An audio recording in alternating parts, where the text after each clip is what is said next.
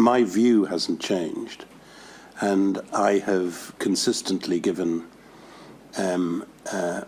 colleagues and at least one Prime Minister the advice that they shouldn't worry as much about the newspapers.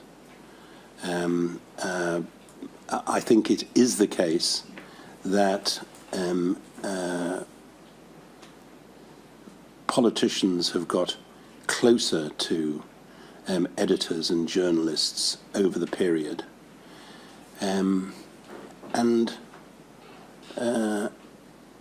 not always to their advantage or benefit, indeed very often the reverse. I'm sure that there has to be the ability to have a free flow of information between politicians and editors. At least I've always got to be careful about saying that. I think I'm sure, subject to anybody saying anything to the contrary. But is there a distinction to be drawn, and how could it be drawn, between the entirely legitimate interplay and the extent of contact which generates either influence or the perception of influence, of unsatisfactory influence? Well, I think it is a question of where you draw the line. I think reasonably regular meetings with journalists, particularly when they're on the record, is to be welcomed in an open democracy.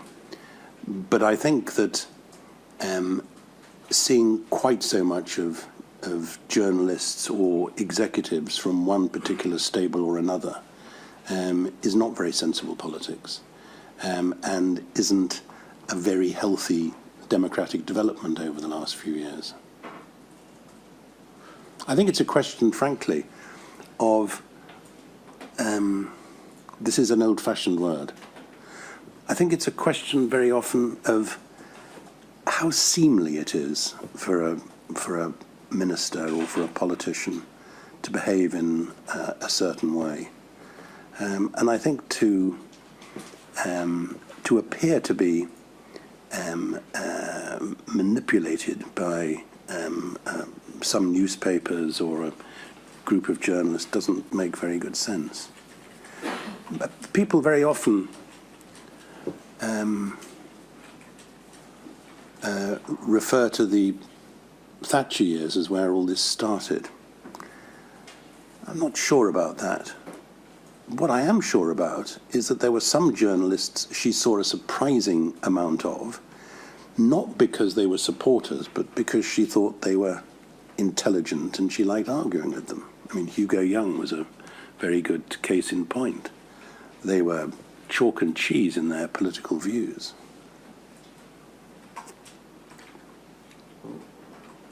That raises the question of where it went wrong, whether it's a consequence of newspaper people being appointed to communications jobs, or the willingness of politicians to visit editors.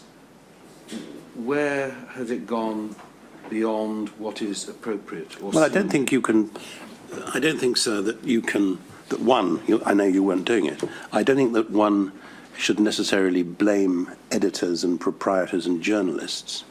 I think that it's politicians who've been eagerly hitting the ball over the net.